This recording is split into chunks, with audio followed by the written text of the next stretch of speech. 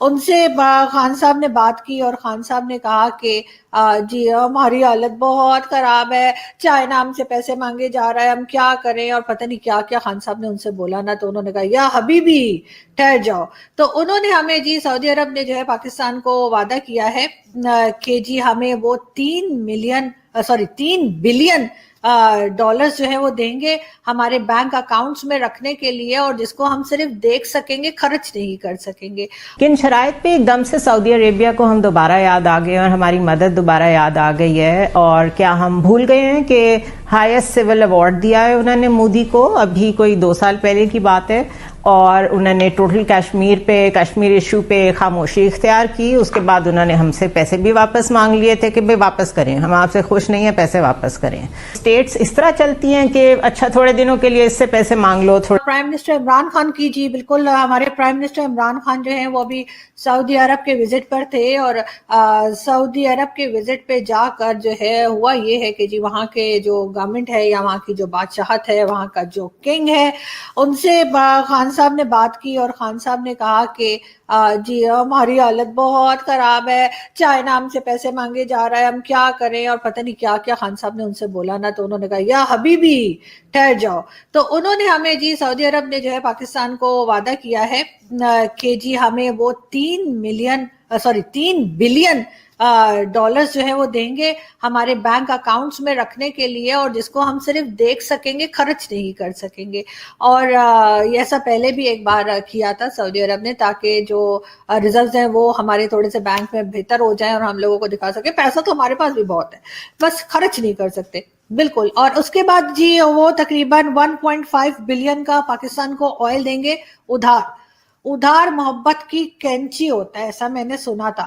تو یہ کینچی ہمارے اوپر کئی بار چل چکی ہے، کیونکہ ہم نے چائنا سے بھی ادھار لیا، ہم نے امریکہ سے بھی ادھار لیا، ہم نے سعودی عرب سے بھی ادھار لیا، تو وہ ہماری جو ہے وہ محبت کی کینچی جو ہے وہ چلتی ہی رہتی ہے۔ اور جی اس کو جو ہے نا وہ یہ 2 نیوز الگ الگ ہیں پلیز، وہ پہلے بھکاریوں والی الگ تھی، اور اس نیوز کا ان بھکاریوں سے کوئی تعلق نہیں ہے۔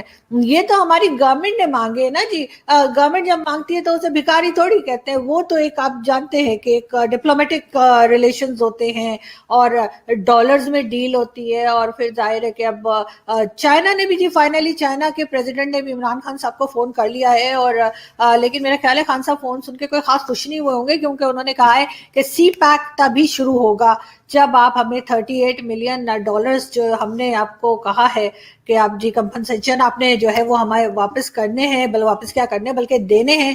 تو بالکل جب تک آپ ہمیں وہ واپس نہیں کریں گے جو آپ نے ہمارے انجینئرز کو نقصان پہنچایا، ٹی ٹی پی نے آپ کیا کی، تو جب تک ہم اپنا سی پیک اسٹارٹ نہیں کریں گے۔ یہ بات کر کے جو ہے چائنیز پریزیڈنٹ نے فون بند کر دیا، اور اس کے بعد خان صاحب نے کہا ٹھیک ہے کرتے ہیں کچھ، لیکن ابھی ہم وہ کمپنسیشن کیسے واپس کریں، کیونکہ جو سعودی عرب سے ہمیں پیسے ملے ہیں وہ تو صرف دیکھنے کے لیے ہیں، سعودی عرب نے کہا صرف بینک میں رکھنا، اس میں سے تو ہم $1 بھی خرچ نہیں کر سکتے۔ تو اب دیکھتے ہیں کہ جی آگے کیا ہوتا ہے۔ صبح عمران خان نے ٹویٹ کر دی جس کی کہ کوئی ضرورت نہیں تھی، کہ میں کنگ سعودی عرب کے جو کنگ کرون پرنس محمد بن سلمان کا بہت شکر گزار ہوں جناب کہ آپ نے مجھے $3 ارب دے دیا کیش کے لیے، اور 1.5 دے دیا آپ نے آئل کے لیے۔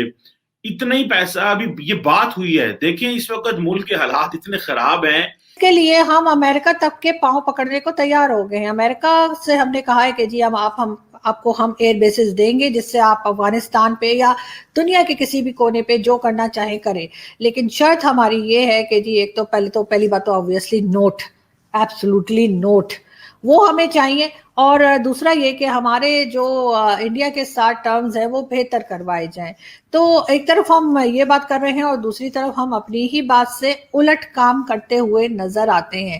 یہ دونوں چیزیں آپس میں ہمیں میچ ہوتی ہوئی نظر نہیں آتی، لیکن کیا کریں جی ہمارے یہاں کے جو منسٹرز ہیں وہ کچھ اسی طرح کے کام کرتے ہیں اور اسی طرح کی چیزیں ہمیں دیکھنے کو ملتی ہیں۔ اس دوران میں صرف ایک سکسیس جو کہنا چاہیے پرائم منسٹر عمران خان کو ملی ہے، وہ یہ کہ انہوں نے جی وہاں سے جسے کہتے ہیں کہ سعودی عرب سے کچھ نہ کچھ مال لینے میں یا کچھ نہ کچھ کہنا چاہیے بھیک لینے میں وہ کامیاب ہو گئے ہیں، اور وہ بھی ایسی کہ وہ بینک میں رکھیں گے اور دیکھتے رہیں اور چھونے کی ضرورت نہیں ہے. زنیرہ، کیا یہ پیکج ملنے سے IMF سے جو مذاکرات میں پاکستان کی پوزیشن ہے وہ بہتر ہوتی دکھائی دے رہی ہے؟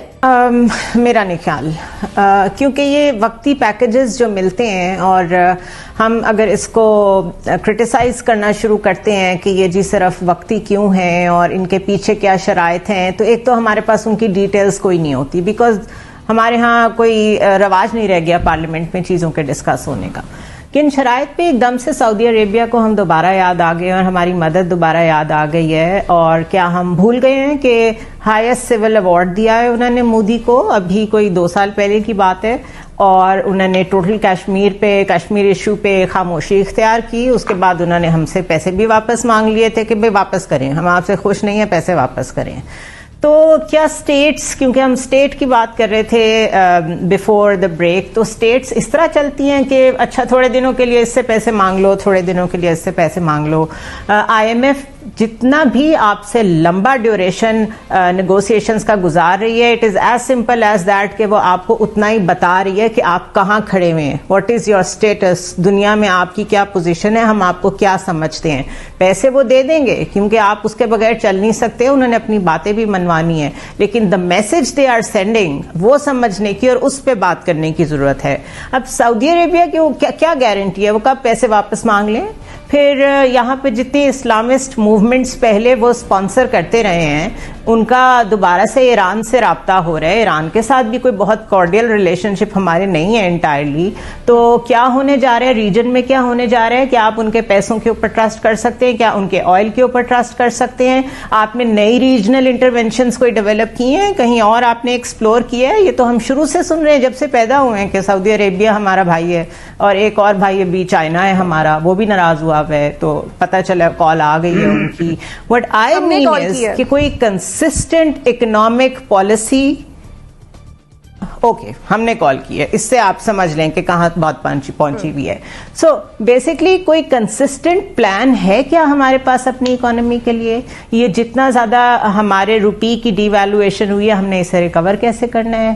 پھر 4 دن کے بعد رضا باقر کی باتیں ہم بھول گئے ہیں، وہ اسٹیٹ بینک کو کیسے رن کر رہے ہیں؟ ان ساری چیزوں پہ کس کی نظر ہے؟ کون اس کو دیکھ رہا ہے؟ پرائیورٹیز کون طے کر رہا ہے؟ Again it is a profound issue. بس ہم تو صرف بول ہی سکتے ہیں کیونکہ پارلیمنٹ بند پڑی ہوئی ہے. مزمل سہروردی صاحب، اسٹیٹ بینک پہ پیسے آ گئے، اس امداد کے بعد دن پھرتے نظر آ رہے ہیں ملک و قوم کے آپ کو؟ میرا خیال ہے کہ 3 سال ہم جہاں 2018 میں کھڑے تھے 2021 میں وہیں کھڑے ہیں. یہ پیکج تو انہوں نے 2018 میں ہمیں دے دیا تھا. پھر اس کے بعد ہمارے وزیر اعظم کو یاد آ گیا کہ انہوں نے تو اربوں کے خلاف بلاک بنانا ہے مہاتیر محمد کے ساتھ مل کر. انہوں نے تو ایک نئی OIC بنانی ہے. ہمارے وزیر خارجہ کو بھی یاد آ گیا کہ ہمارے اربوں سے بڑے اختلافات ہیں. جب ہم اربوں کے مقابلے پہ نیا اسلامی بلاک بنانے چلے، ہمیں پتہ چلا کہ اصل مسلمانوں کے لیڈر تو ترک اور ملیشیا ہیں.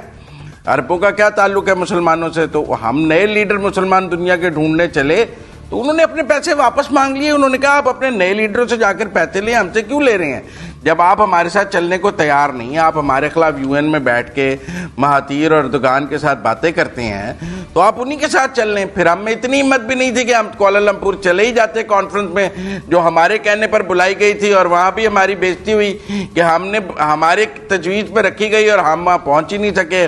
ہم سعودی عرب اجازت لینے گئے اور انہوں نے ہمیں کہا کہ خبردار اگر آپ کوالالمپور گئے. ہم وہاں بھی نہیں گئے اور انہوں نے پیسے بھی واپس لے لیے، سزا بھی دی، جانے بھی نہیں دیا. پھر ہمیں یقین یاد آیا کہ پھر ہم نے چین سے پیسے پکڑ کے ان کو واپس کیے، اور پھر ہم 2 سال ان سے معافیاں مانگتے رہے.